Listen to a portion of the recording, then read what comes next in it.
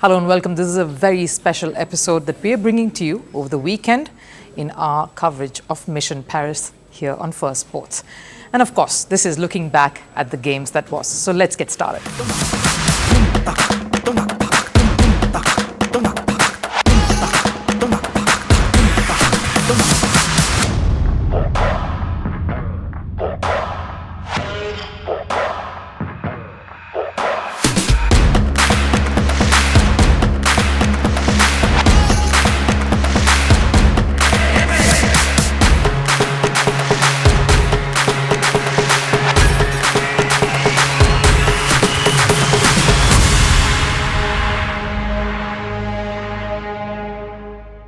Yes, we're looking at the hits and misses. Now, Paris Olympics vowed for this edition to be the best. It wanted to be a record-breaking edition. It vowed to be the greenest ever games. Now, of course, there was a lot of noise leading up to the Olympics. It created a lot of records right at the start before it all began, because this was the first edition that saw equal participation of women and male athletes for the first time ever since the Olympics started. But the biggest talking point that started emerging as the Olympics started was, of course, the many controversies, beginning with the opening ceremony. Then, of course, River's sign came under the scanner for endangering the athletes. And then, of course, the athletes themselves being disgruntled with all the facilities that was being provided at the Games Village and threatening to leave. Take a look. An opening ceremony of any mega event, more so an Olympics, is about projecting the host country's traditions, maintaining the ethos of the games, and bringing some of the biggest sporting icons of the country together. It's the opening act of a long play, and the pressure is on organizers to get it right. Paris wanted to set an example and set the tone of the games with an opening ceremony like never before. So they ditched the stadium or the village and opted for River Sign instead as the place for it all to unfold, the water body that runs through the city. Pollution and toxins aside, they wanted to provide spectators and everyone gathered there a spectacle to remember. And the excitement was sky high, despite the rains that threatened to dampen spirits. But I'll tell you what, rain couldn't do what the opening scenes of the ceremony managed to do: create quite a furore.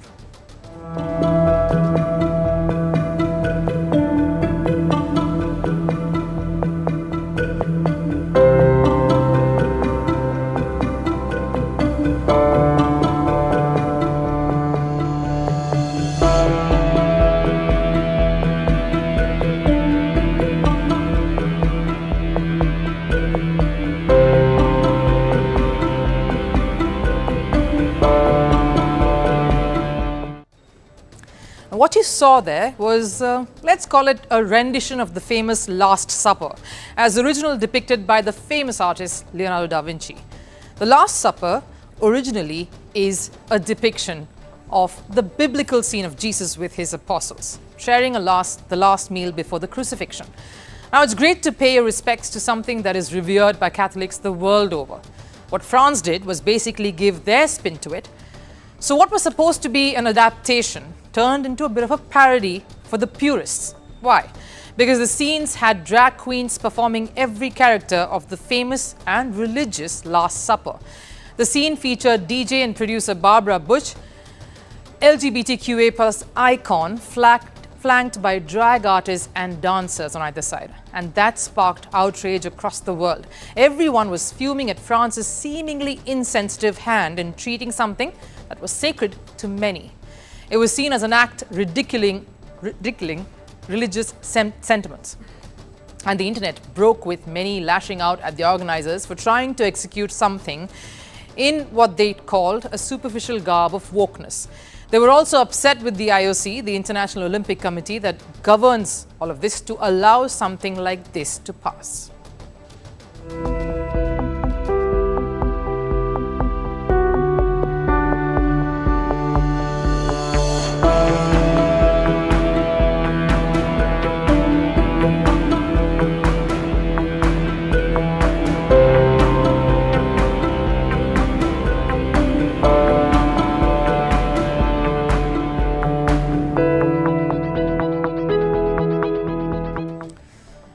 And it was not just common folk or some celebrities witnessing the ceremony who criticized this. Politicians the world over gave their own spin to this, calling this a shambolic representation on a global event. They blamed the organizers for abusing the Bible and making a mockery of an iconic scene.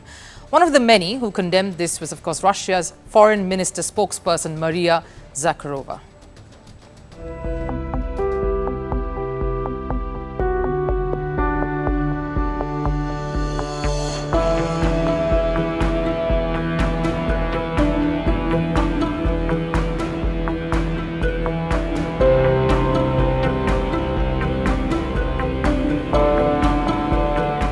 It's not the only faux pas that Paris organizers ended up making. As the South Korean contingent made their rowing entrance along the river, they were mistakenly introduced as North Korea.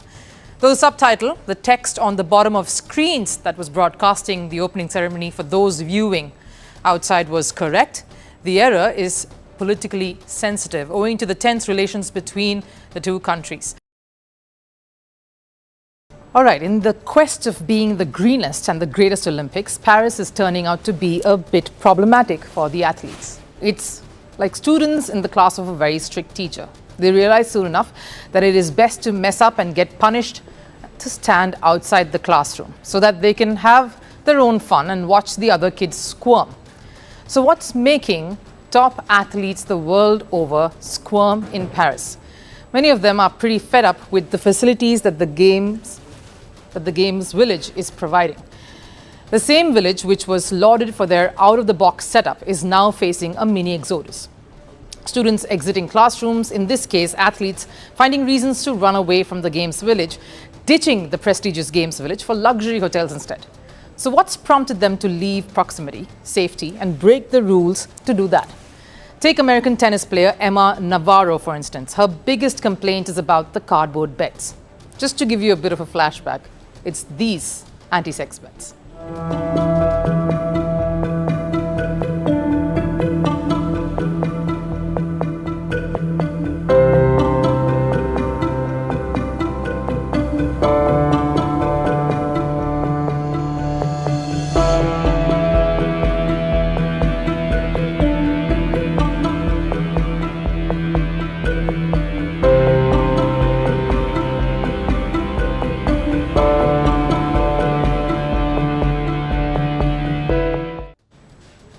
But her biggest problem is lack of sleep.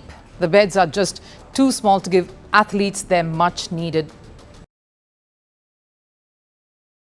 Now, it isn't just the bed that has been the cause for concern. The steaming hot rooms have kept many awake too. Before the Olympics even started, the Paris Games were expected to be the hottest in the history, and it's not like Paris didn't prepare for it.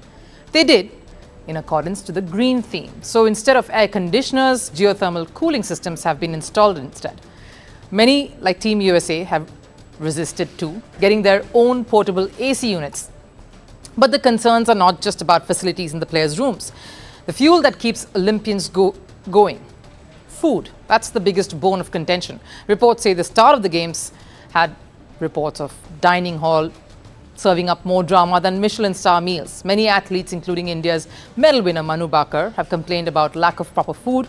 The village prepared to serve 13 million meals, but upon arriving, athletes reported of having not enough of protein or just subpar food.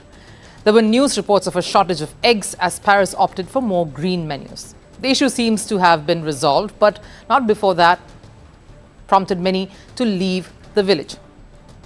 Now, there's obviously no room service at the Games village, so athletes have had to do their best to stock up. And one thing they cannot run out of is toilet paper. And speaking of toiletries, Coco Gauff, tennis prodigy, shared her dismay at the logistics too, where 2 bathrooms are being shared between 10 athletes.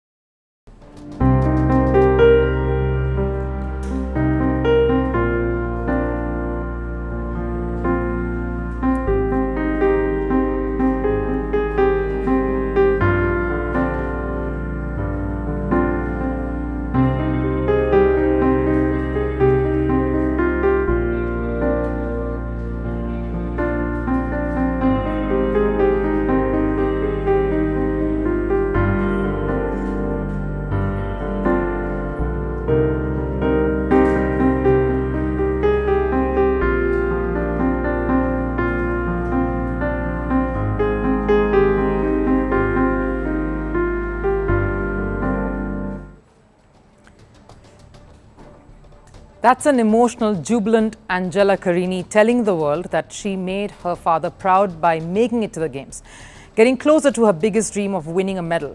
Round of 16 is how far she got, and that excitement of taking it another step further, of entering the quarterfinals at Paris, ended in 46 seconds. Her resilience lasted all of 46 seconds. She was facing Algerian boxer Imane Khalif, and she could not withstand any more than 2 blows before her nose started bleeding. A word with her coach, and Carini forfeited the match.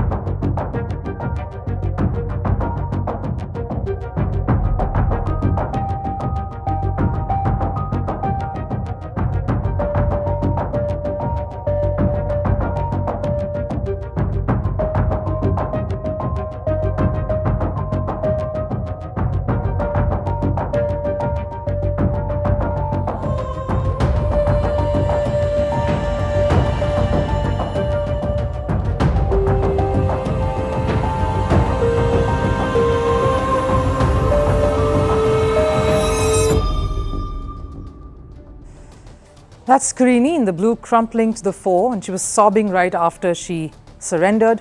From tears of joy before the Paris Olympics to now tears of anguish. She said she couldn't take the punches that the Algerian boxer was landing.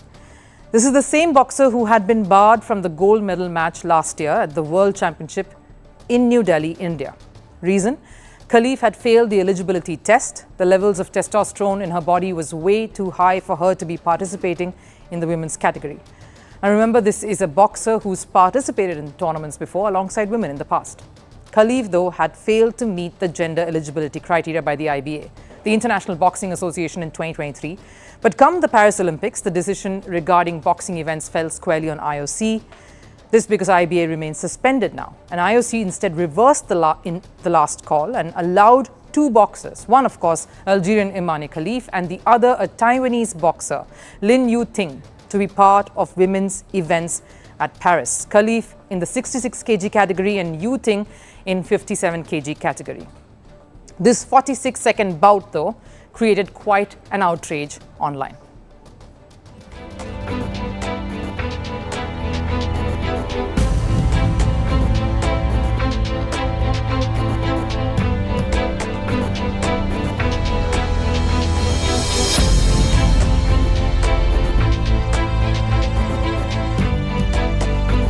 The biggest backlash that IOC and by that extension France are facing is from Italy and the Prime Minister herself, who said this.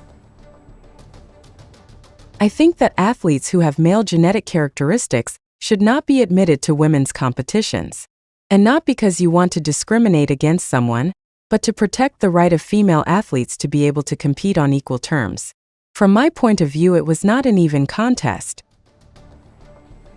Melanie, in fact, personally met the Italian boxer, consoling her after her loss, even as Algeria and their supporters have been taunting Carini. But this public indignation and condemnation has been met with strong resistance and a firm backing of their own decisions. IOC did not waver in their response to this, standing by the call that they made of allowing these 2 boxers. This involves real people, and we're talking about real people's lives here. They have competed and they continue to compete in the women's competition. They have lost and they have won against other women throughout over the years. And by the way, this should make this absolutely clear for everyone, this is not a transgender issue. I know you know that, but I think there has been some misreporting on this, and I think it's very, very important to say that this is not a transgender issue. These women have been competing in competitions for many years. The IOC putting some valid points across to defend their decision. Even as Algerian Olympic Committee was enraged and said they called these malicious attacks on their distinguished athlete. Yes, there have been some malicious attacks, which were not necessary. I'm all for expressing your identity and standing by who you feel you associate with. Khalif represents a unique case here, where she's born with as a woman, but has XY chromosome, which are present only in male bodies. It's unfortunate. But here's the issue with that. Higher the testosterone levels, higher would be the strength and the muscle mass skeleton advantage. making that body develop in a manly or male way. So simply put, for the same hours that both, say Khalif in this case and Karini, train, the Algerian would have more muscle development, more endurance, and by that extension, much more strength than Karini, all because of the XY chromosome. Now, is that a fair face-off? Because this is sport. It's a contest, a fight between two equals. They say sport is a level playing field. And that phrase could not be any more true than in this scenario. A battle between two individuals or two teams who have been classified on the very same parameters and stand at level with each other. That's sport. Is that the case here though? Belgium triathlete Claire Michel fell ill after competing in the women's triathlon event. Michel was hospitalized and treated for an E. coli infection. E. coli, a bacteria that can cause serious intestinal and medical concern. How is it transmitted? Through contaminated food or contaminated water that makes its way into the digestive tract via the mouth. Michel fell sick right after her swim in the River Seine, and that forced Belgium to pull out of the mixed triathlon event. Now, while the Belgian authorities didn't blame River Seine's pollution levels for Michel's sickness, the truth is Michel isn't the only athlete who fell ill after swimming in the river, highlighting a potential hazard for anyone swimming in River Seine. Before Michel's, Switzerland's Adrian Brifford had a stomach infection. This after Brifford competed in the men's triathlon event. He too pulled out of the mixed triathlon events thereafter. A Canadian triathlete, Tyler Mislochuk, got sick and threw up 10 times. Not a pretty sight, and not something you want to experience right in the middle of the most important tournament in your life.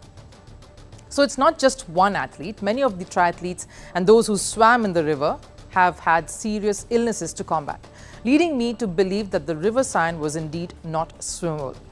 Pretty enough to be a tourist and ride on a yacht and take in the sights and sounds, sure, but not safe enough to be an athlete and swim in.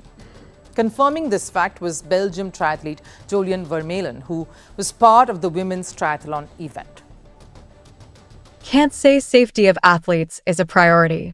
While swimming under the bridge, I felt and saw things that we shouldn't think about too much. The Seine has been dirty for 100 years, so they can't say that the safety of the athletes is a priority. I took probiotics. I had the idea of not drinking water, but yes, IT failed. They couldn't cancel the race completely either. Now they just have to hope that there won't be too many sick athletes. They have to hope there aren't too many sick athletes. Vermeulen's clearly saying that those who swam in the river felt something wasn't right. And picture the predicament of the athletes for a second here. You have to swim through a river that doesn't feel right. And if you stop, you're affecting the chances of your team, your country winning a medal. And think about it, a river where public swimming has been banned for over a century. How could it be squeaky clean so soon? Despite France's more than $1 billion investments on the cleanliness front, it is fair to say the river failed to deliver. Before the men's and women's triathlon events took place, the practice sessions, in fact, were cancelled. The organizers, though, went ahead and conducted the main events in the fear of backlash coming in from all quarters of them having to cancel events at the Games. But they didn't think it would take an ugly turn with athletes falling sick.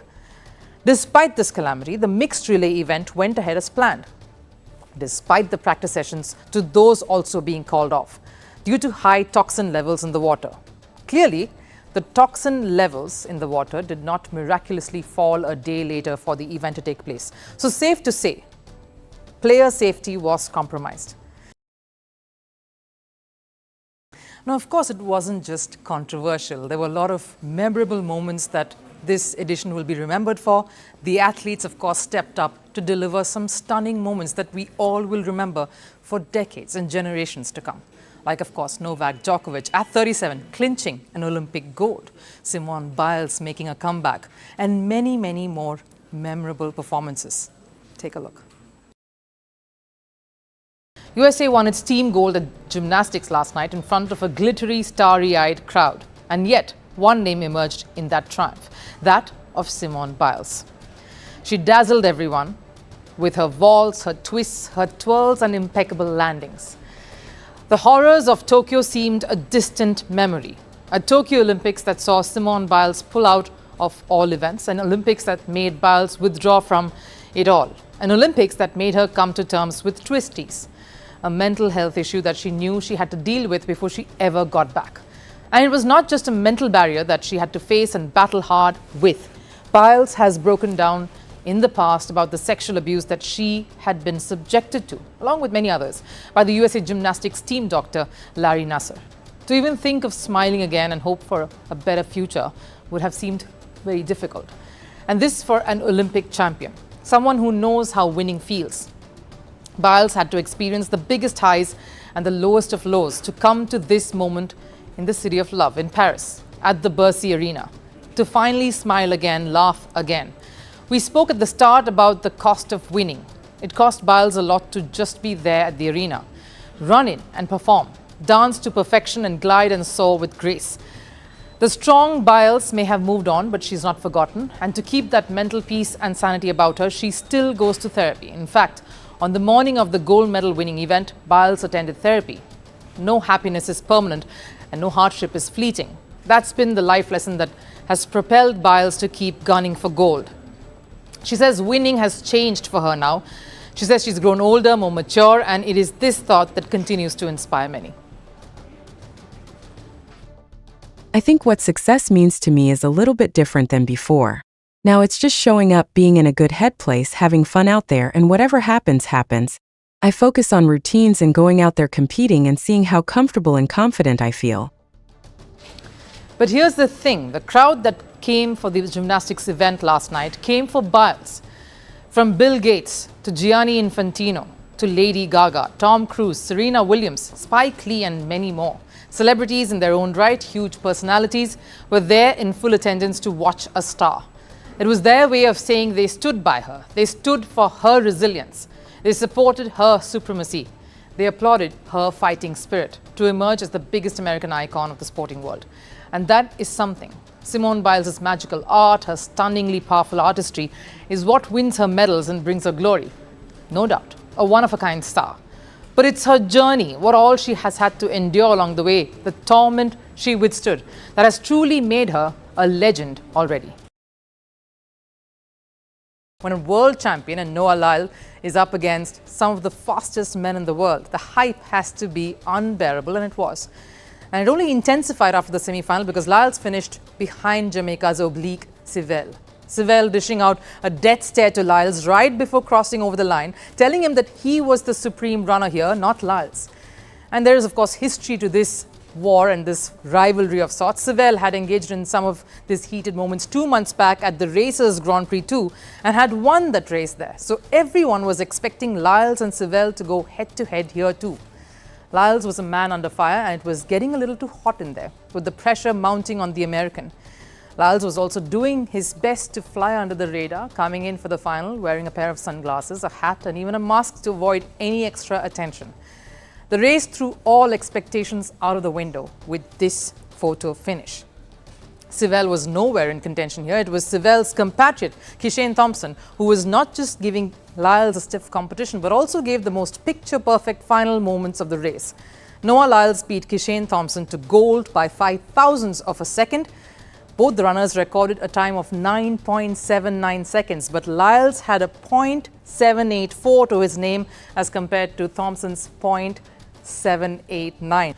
Champion stuff this. Lyles may have proclaimed himself to be the heir of Usain Bolt, and the American is actually going about his way proving to be so. World Championship and now an Olympic gold. And he isn't just battling on the field, he's battling issues outside too. Right after his gold medal win, Lyles tweeted this. He has asthma, allergies, dyslexia, ADD, anxiety and depression, and had a simple message. He said if he can do it, why couldn't the rest? If he can fight all of this and his competition on the track, anyone could do it too. Look at this picture. When was the last time you saw India and Pakistan on an Olympic podium of a track and field event? I'll give you the answer right away, never. That's Pakistan's Arshad, Nadeem and India's Neeraj Chopra post the Javelin event. History indeed created. And what makes this seemingly non-intense, individualistic competition that much more interesting is the men who took gold and silver. Two exceptional athletes for Pakistan and India, who are redefining the India versus Pakistan rivalry. This one here, Nadeem and Neeraj, has character, has intense rivalry and genuine appreciation and respect. That makes for a compelling story to tell. Now, who is Nadeem? He is the son of a construction worker, in fact, one of 7. A hard life. His father was the single earning member, so not much of a financial support otherwise, very little means, and just the most basic infrastructure. Childhood was a hand-to-mouth existence, managing to survive. An interest in cricket was there initially, no surprises there, of course, it's Pakistan. But it led to a switch to athletics because of his build, and of course he wanted to be part of an individual sport. Now all he needed was a stick and a maidan, or an open ground. Initially, bamboo shaved and shaped to look like a javelin. He trained hard, and even after he became the national champion in 2015, it was all up to Nadeem and his first mentor and coach, Rashid Ahmed Saki. The very first time, in fact, that Nadeem and Neeraj went head-to-head was in 2016. At the South Asian Games, where Nadeem clinched bronze and Neeraj went away with gold. From then on, they have crossed paths many a time, and the relationship, of course, has formed a bit of a friendship off the field.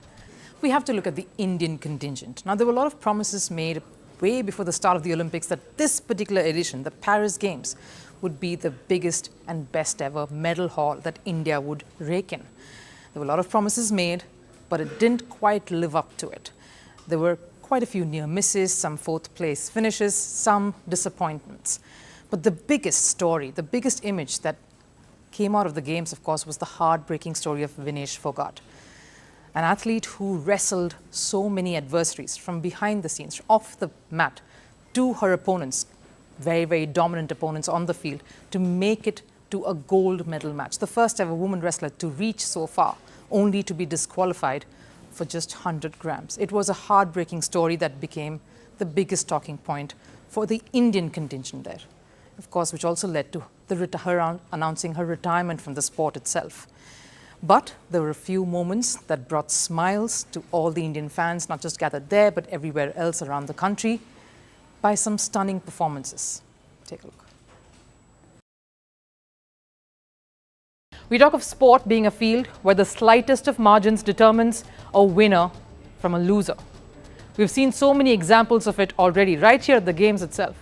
But no story could establish that more, and with such anguish, than this. And to think Vinesh did all that she possibly could to shave off the extra kilos at the end of her 3 bouts last night. 3 grueling bouts where she ruled the mat. At the end of it all, she found herself to be close to 3 kilos in excess. She had to eat to gain energy for the next day, but of course, it was the big final. The fact that this is not her natural weight category did not help. Why? Because she always fought in the 53 kg category. The fact that she had to push herself hard and take a gamble, drop her weight to find a spot in the 50 kg category at the Olympics. Why? Because her compatriot Antim Pangal had made it to the 53 kg one. So all of this meant she was fighting everything. Her own personal anguish of the last whole year, where she stood tall against the authorities and fought for Indian women wrestlers. Her own personal heartbreaks of 2 Olympics gone by without even getting close to a medal. Her ACL injury and surgery, followed by recovery. After all of this, she had to fight her own body. And she did all, gave it her all, more and more than that, over the whole night, whole of last night without a moment of sleep. But she failed. No athlete should have to go through something like this before the night of a big final. She was even hospitalized afterwards because of dehydration. So really, I cannot imagine what Vinesh would be going through. India's Manu Bhaker notched up a historical first.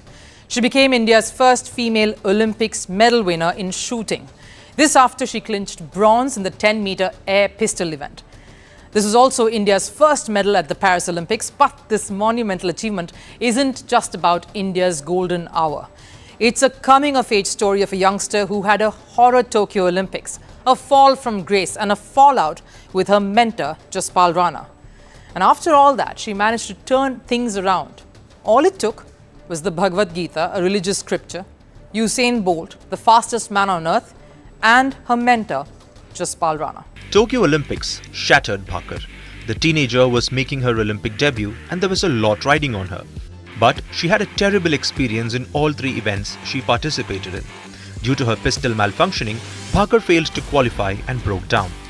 After the loss, she had a bitter fallout with her coach Jaspal Rana and the duo parted ways. Bhaker felt disconnected with the sport. She wanted to quit shooting and pursue studies abroad. 3 years after the fallout, one call from a reinvigorated Bhaker got them together again. Bhaker got to this place thanks to Usain Bolt. She read his book that spoke about the highs and lows of an athlete who had achieved the impossible and started thinking of doing this all over again. The hunger to win a medal came via Usain Bolt. I noticed some things are common for every athlete. I stay still, Usain Bolt deals in speed. Sports are different but journeys are the same. He talked about his nervousness before races, during a race and even after they are over. It was all very relatable.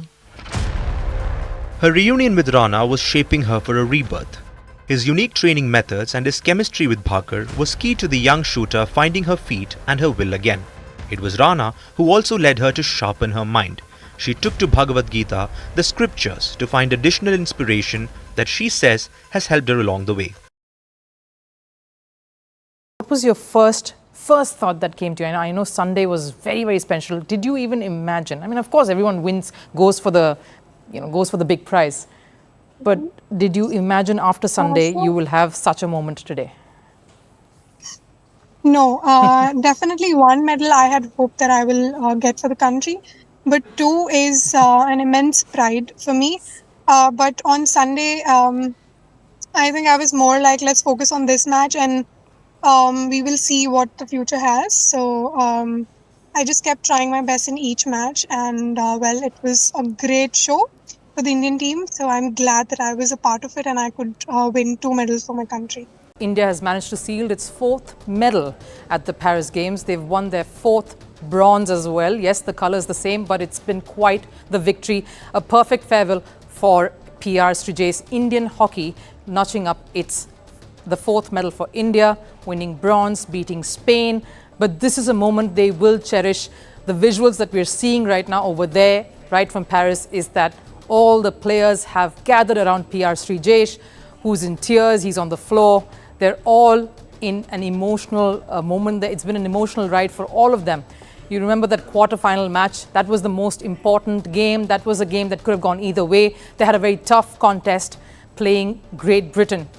They were down to 10 man because they had one of their key defenders being red carded. The first ever instance of a red card happening at the games, and only the 4th in 11 years. So it was quite a setback that India had to contend with, and they managed to turn that around and get to the semi-finals. The semi-final was heartbreaking. They lost to Germany, but it's been quite a ride. And in fact, if I just have to turn back to look at all the celebrations that are going, I have to bring you those pictures. It's, of course, a very dejected Spain team. They did give India a tough fight, and they are in tears. But what an emotional moment this is for India. Yes, they did have a lot of close finishes, a lot of 4th place finishes through this week. But it's been an emotional ride for this hockey team, especially PR Srijay, who said this would be his last. In fact, the last edition at Tokyo is where they also clinched bronze. So in some sense, they have defended that bronze medal that they won in Tokyo, and this is the first time that they have won 2 consecutive medals in hockey in a while. There was a huge slump that Indian hockey had gone through. The glory days, of course, if you look at the medals tally of India at a particular sporting discipline in the Olympics, hockey sits right on top. They've won 12, and this is the 13th. 13 medals in a sporting discipline shows dominance. But there was a huge period when there was a slump and hockey wasn't really what it used to be. I mean, this was not the team that had won 8 gold medals in a sporting discipline. And that's turned around now. Neeraj, India's blue-eyed boy, and there is little doubt in there. He's a champion, no doubt. Because one of the most important traits of a champion is consistency. And he has that in spades. You just have to see the consistent throws that he's made over and above the 85-meter mark that he's registered in his career. In fact, that list there, which is 88 plus, is envious. He only got better as he grew in the sport, and after a point, he continuously threw 88 meters or more. Most of those events there where he clinched gold. The fact that he is the only Indian athlete to win 2 Olympic medals in track and field is secondary. To think that he made a whole country feel that he fell short despite a silver only speaks of his competence and his talent, one the world recognizes. And then, of course, a true champion is raced like one, with humility, a quiet sense of pride, and a heart of gold. It wasn't all serious talk. There was some fun too. Now, what's a sporting event, any big tournament, without the meme makers, the online and the internet stars? Of course, it was not just the performances on the field, it was also those stars who became internet sensation overnight, drawing that much more attention to Paris Games, which was already a spectacle. Here's our pick. Meet Turkey's very own real agent 007, 51-year-old air pistol shooter Yusuf Dikic. Now, he won silver alongside his partner Seval İleyda Tarhan at the 10-meter air pistol mixed team event. Serbia pipped this Turkey duo to clinch gold, but internet and the world is abuzz with talks of this shooter Yusuf. The reason? Not his exceptional shooting skills alone, though that is quite obviously what contributed to the pair pocketing silver. It's because of how he did it. Well, while the other shooters were all properly strapped up, wearing proper gears, our man Yusuf was spotted just casually shooting, no protective gears. If he was caught walking about the games village, you wouldn't know he was an athlete. You wouldn't be able to tell, and it's not just that. Just the manner in which he eliminated his opponents one by one, walking up to his mark, sporting what could best be described as reading glasses, one hand holding up the pistol, the other casually in his pocket, and shooting bullseyes at will. His cool and cucumber shooting has broken the internet, triggering the hottest meme fest.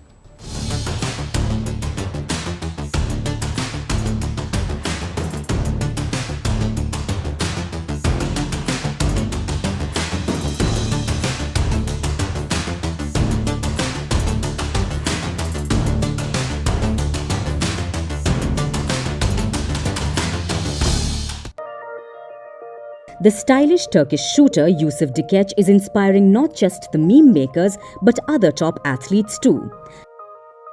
Like Swedish pole vaulter Armand Duplantis, who recreated Dikic's pose after his record-breaking win.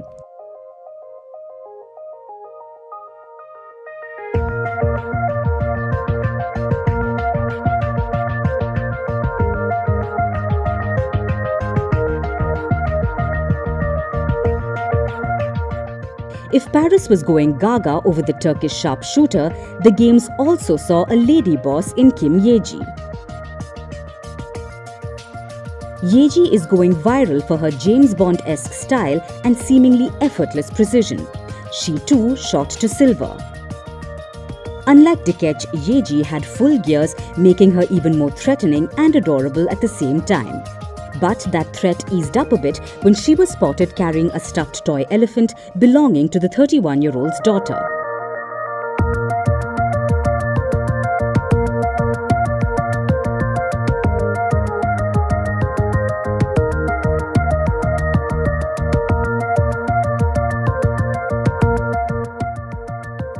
Zhang Chongyue won the bronze medal in the women's 50-meter rifle 3 positions shooting final.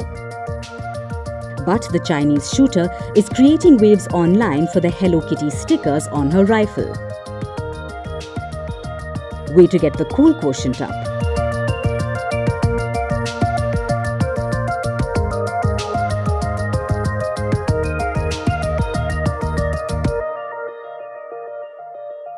I hope you enjoyed this very special episode that we brought to you, looking back, a bit of a recap of the 2 weeks that the Olympics was, as the Olympic event itself draws to a close.